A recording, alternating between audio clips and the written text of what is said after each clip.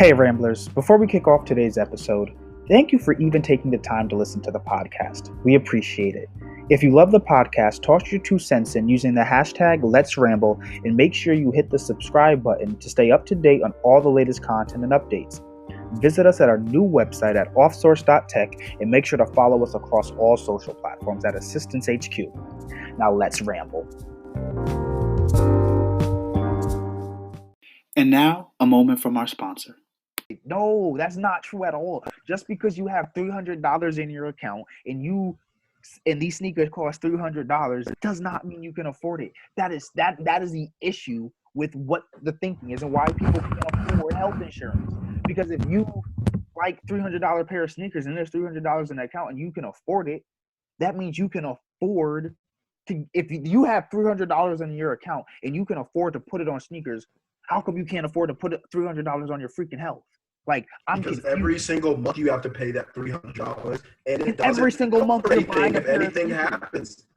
And most people do not buy $300 sneakers every single month. That's a Ronald Reagan caricature. That is a very small percentage. I know people that go sneaker shopping every weekend and don't have health insurance. And I'm sure you do. That doesn't mean that every single person that's poor and black is spending their money on sneakers, bro.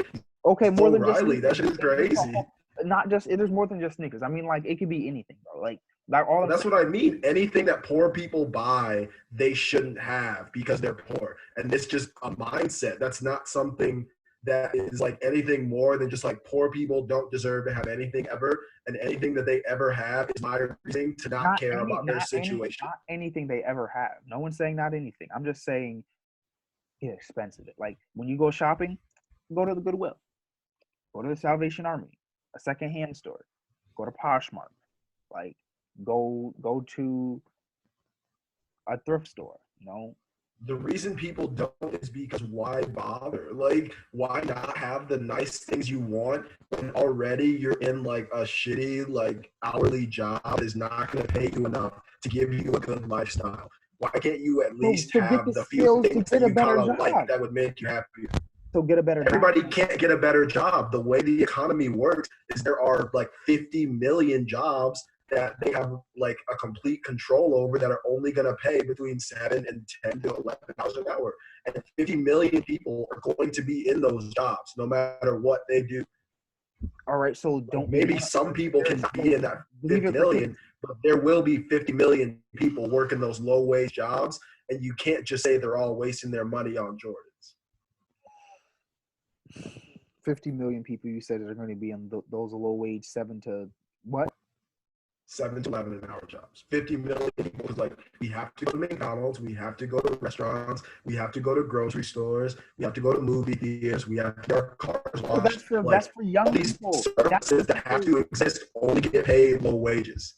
But the service still has to exist. So if you're in a particular position where you're in a low wage right now, but you're talking about an individual when I just described to you a block of 50 million people that perform an essential function of the economy. So deal with what the 50 million people that have to be in a position for these services, what are all of them going to be? 50 million people going to be? What if those 50 million people are people that are from the ages of 18 to 23? So it doesn't matter. That's enough for a 23. Bro, if you are making $11 an hour and you're 23, you just chose the highest number. Like, okay, $7 an hour then. $7 an hour, but you literally can't do anything. You can't afford a 1-bedroom apartment in any city in America. Not by yourself. Right, and why should an adult person that works full-time not be able to live by themselves? That's crazy. Because you work at $7.25, bro. But, like, that's not your fault. The economy forces there to be 50 million people to provide these services and decides that they're only going to make this amount. That's not a choice that you made. That is a systemic economic factor. If people put the effort into actually do something else or have some other type of money. No, 50 million people have to serve our coffee and give us McDonald's and work in the grocery store. So what are those 50 million people supposed to do in those jobs? Those should be college students. If you find yourself in those 50 million people, that's on you. Because those should be for those. No, it's not, because the economy demands that we have 50 million people to fill these positions. So Yeah, that and means 50 million people are going to be funneled into these jobs by the education system, by the prison industrial complex, and by like credit, housing, like all these factors that push people into disadvantaged situations where they have no options but to just get a job to survive. So you can't say that it's on them when I'm describing to you all the systemic factors that are but creating a the back 50 that million pulls people people into these should be jobs. college students. And if you're saying like, okay, so what are you doing in your young years, your teenage years, and even your 20s to then make sure that, okay, I'm not gonna make 725, bro. But that's also individual. There is like an infinite amount of money. People literally pay for anything. It's about what it's not how much you make, it's what you do with what you make.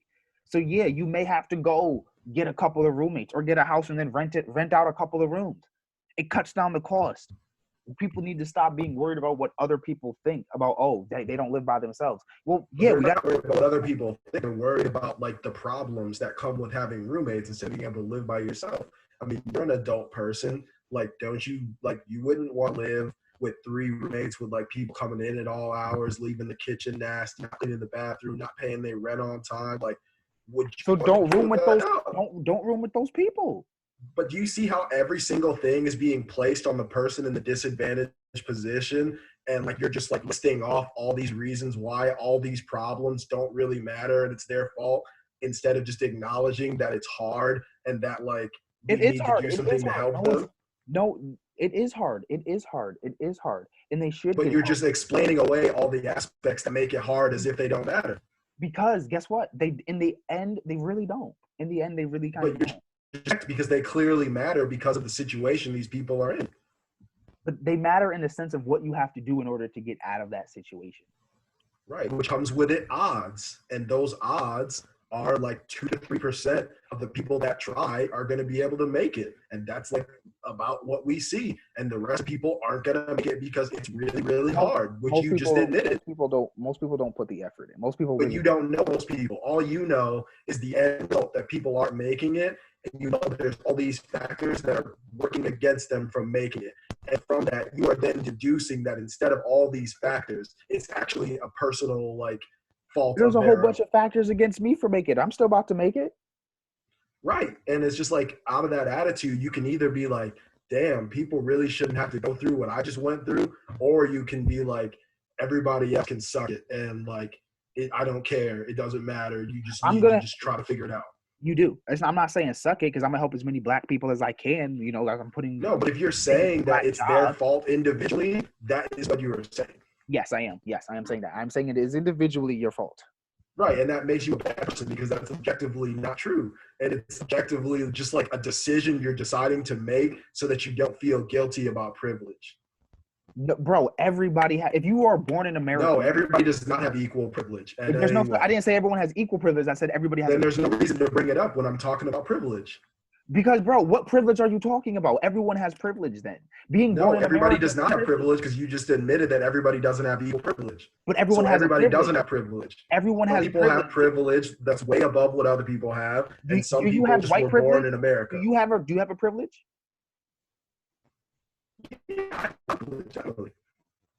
Personally, I went to like Michigan, so like that comes with it an insane amount of privilege. Where despite things but do you? But I've had are a you whole black? lot of stuff Are you black? handed to now, me. are you black? Yeah. Is that not disadvantage? Do you have white privilege? Do we not talk about white privilege all the time? Yeah, white privilege, but when we compare white privilege to your privilege, those isn't the same privilege. When we compare the privilege of having 2 parents to having no parents, that's not the same privilege. When you have the privilege of living in America versus being poor in America versus being poor in Africa, those are 2 different things. Right. It's not the same equal. Someone's always got it worse than you, which if someone has it worse than you, if there's always someone that has it worse than you, that means, and you have it better than someone else, that means because you have it better than someone else, you have a privilege. So everyone in some way, shape, form, or fashion has a privilege. That's true, but it doesn't mean that everyone has equal privilege. And people who are born in America in a bad neighborhood in a like like where their parents are spending 50 to 60% of their income on rent, and the schools don't have new textbooks and they're cold, and they're dealing with problems that kids in the suburbs that are mostly white do not have to deal with. You can't act like these two groups have the same amount of privilege. We're not acting like they have the same amount of privilege. But that's what you're saying. You're saying that everybody has privilege. The implication is that privilege doesn't matter because everybody has it better than someone else. So, like, I'm just saying that implication is inaccurate because some people have a whole lot more privilege than other people. You can't just try to level that off by saying, oh, you have it better than somebody who's poor in Africa. Bro, someone that's poor in America has a lot more privilege than someone that's poor in Africa. That's true, but it doesn't matter. How does that not matter? Because we're not talking about like people being privileged relative to like people somewhere else. We're talking about within the United States, there are people that have a lot of privilege versus other people. And if you were to talk about the world, people in America have a lot of privilege relative to the world. But we're talking about in America, somebody who's in a suburban neighborhood with nice schools and a 2-parent home, where the parents have disposable income, has an entirely different set of odds than somebody who is not born in that circumstance. And that's just math. It's not just math. There's a whole lot of different factors. So explain to me how come so many people, it's math. Like, so how come so many people like that are becoming self-made in terms of not even being millionaires, but even making a couple $100,000 or $50,000, $75,000, and coming from being homeless? Like I said, like you're talking about individual outcomes within the systemic system. So like, yes, a small percentage of people will make it through that because that's just what happens. Like there are some promotions, there are some like things, there are some paths, but the thing is that there is not a path for every single person. So what is the difference? Because we need people to work in low wage jobs, and we need like people to like do services that we have decided are not worth anything. So what's the difference between you, or not you, but like the person who made it, who is in the same position as the person who didn't make it? Luck, talent, preparation, and hard work. Talent, preparation, hard work. Luck. No luck.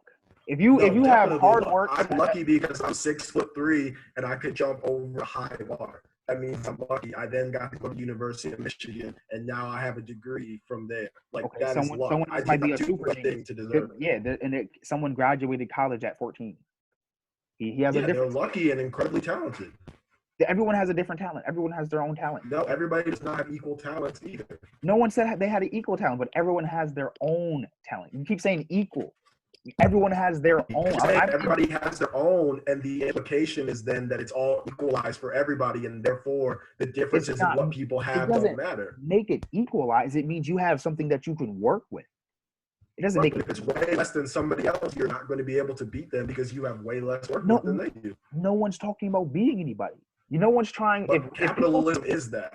If people stop focusing on trying to make $100,000, $200,000, $300,000, $400,000 and was like, you know what, I can do this and I can make what I would make, doing somewhere else, but doing what I love, and I have time to myself, and I'm not burdened down, and I'm making, $30,000, $40,000, $50,000 a year, then you're doing fine. But like people who are working for low wage jobs, you don't have the mental like space and capacity to be able to even imagine doing other things. How exhausting that kind of like demeaning and horribly paying work is. Like it's literally demoralizing to go to work every day for $8-9 an hour and just know that like you're never going to get more money and it's not going to get better. It will get better if you make it get better. But most people, it just does not get better. To have that attitude, you're already defeating yourself. That's why they don't do it. If you're saying that's the attitude, then you're already beaten before you go in.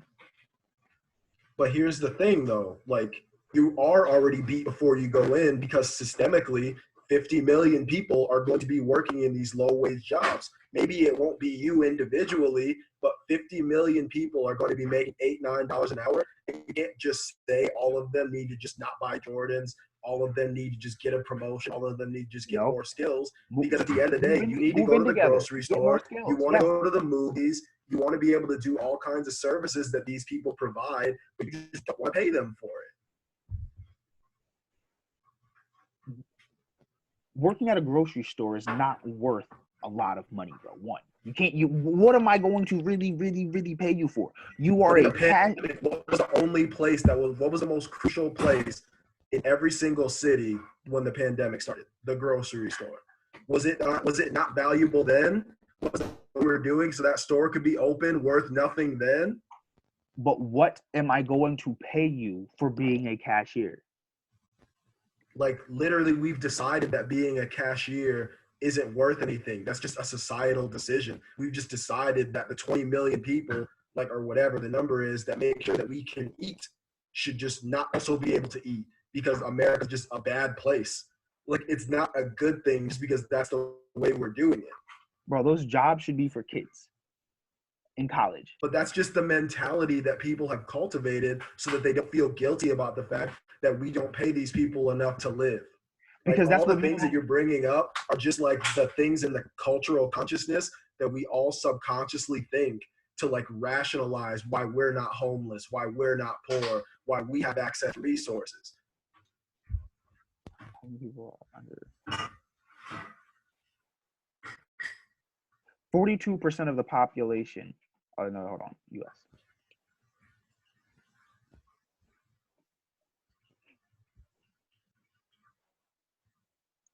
Just at the end of the day, like, you don't think that the systemic forces that create poverty are what create poverty.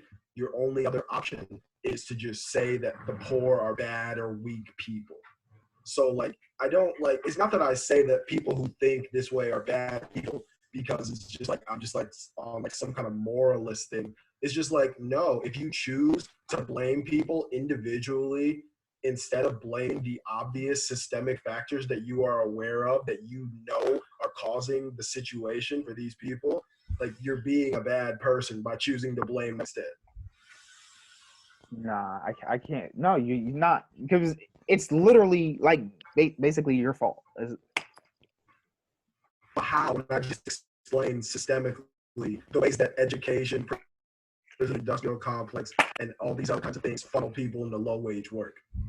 How can it also be their fault? And also you acknowledge these systemic forces that. Because if you recognize this, then set yourself apart.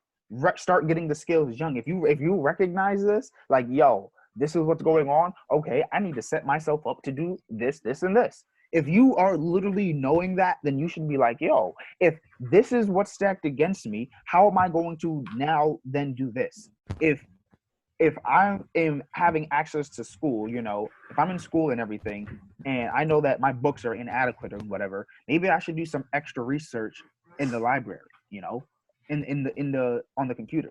Go to a public library. Right, but do you see how all this extra work that you're requiring? Yes, it requires extra work. The gap. Yes, but it just widens the gap between what people are able to do. And whereas you're just trying to make it in your high school, these kids that have more resource high school, they're like in extracurriculars, they're like volunteering, they're doing all kinds of stuff you don't have time for because you're just trying to make it. And then you're applying for colleges tell you you're not well-rounded and that you haven't done anything. Just like working. I don't agree with that. I don't agree with trying to come up with an excuse for why a disadvantage really doesn't matter. That's why people don't have the right mindset, man. But it's 10:57. We're gonna continue this. I gotta meet with Brian in 3 minutes, so we will talk. Sure. Good show. All right, we got a good time. Hold on, because we'll stop recording.